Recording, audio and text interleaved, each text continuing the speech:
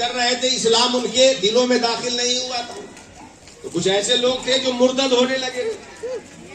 کچھ گروہ مانعین زکوٰۃ کا تھا جو زکوٰۃ دینے سے انکار کیے کہ اب ہم زکوٰۃ امیر المومنین کو نہیں دیں گے، مدینہ میں جمع نہیں کیا جائے گا، ہم اپنا جو چاہے کریں۔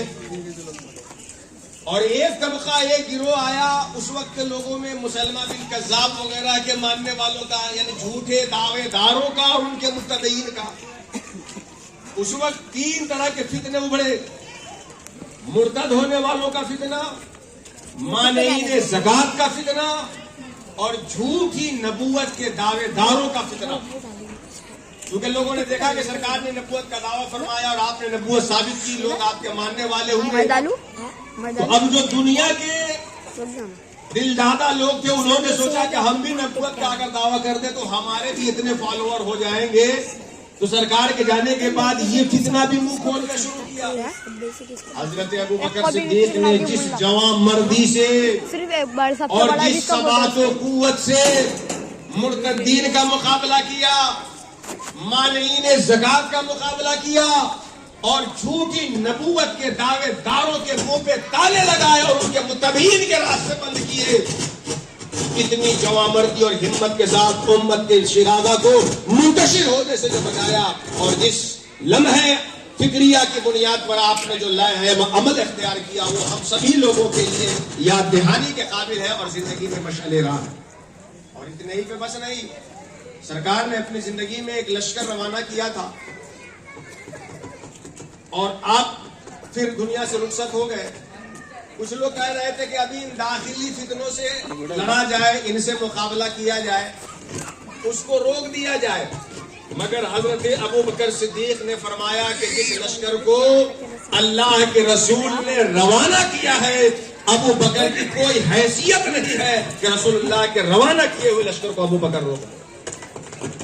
اس میں سرکار نے حضرت اسامہ بن زید کو سپہ سالار بنایا تھا۔ جب ابو بکر اس فوج کو روانہ کرنے لگے تو لوگوں نے مشورہ دیا کہ سرکار نے روانہ کیا تھا تو ان کو سپہ سالار بنایا تھا، لیکن اب حالات بدل گئے۔ اسامہ بن زید ماہر نہیں ہے، نوعمر ہے، اس لیے کسی معمر آدمی کو سوجھ بوجھ آدمی کو اس فوج کا لشکر اور سپہ سالار بنایا جائے۔ ابو بکر صدیق نے یہاں پہ کہا نہیں، سرکار نے جسے منتخب کیا ہے امیر کے طور پر وہی امیر بن کے جائے گا اور وہی لوگ جائیں گے سارے کے سارے۔ بالآخر ان ساری چیزوں سے لڑتے ہوئے، مقابلہ کرتے ہوئے ابو بکر صدیق رضی اللہ تعالیٰ عنہ اس فوج کو روانہ کرتے ہیں۔ 40 روز کے وقفے سے وہ لوگ اللہ کی حکمت سے اور اللہ کے حکم سے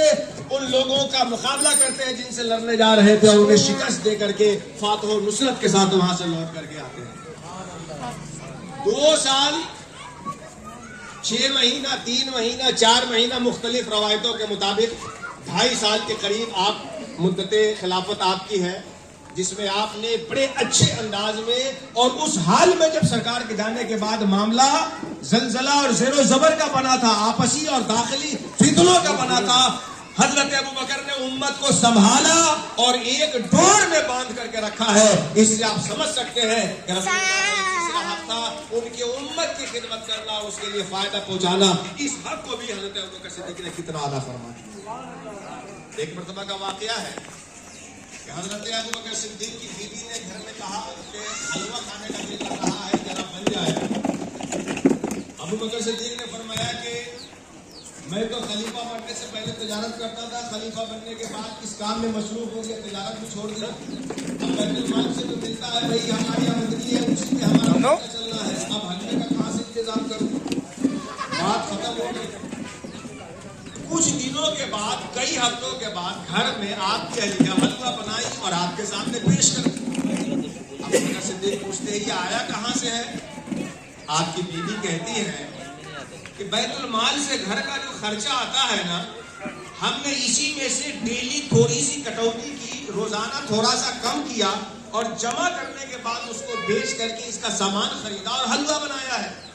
حلوہ میں نے بنائی ہے۔ ابو بکر صدیق جب اتنا سنتے ہیں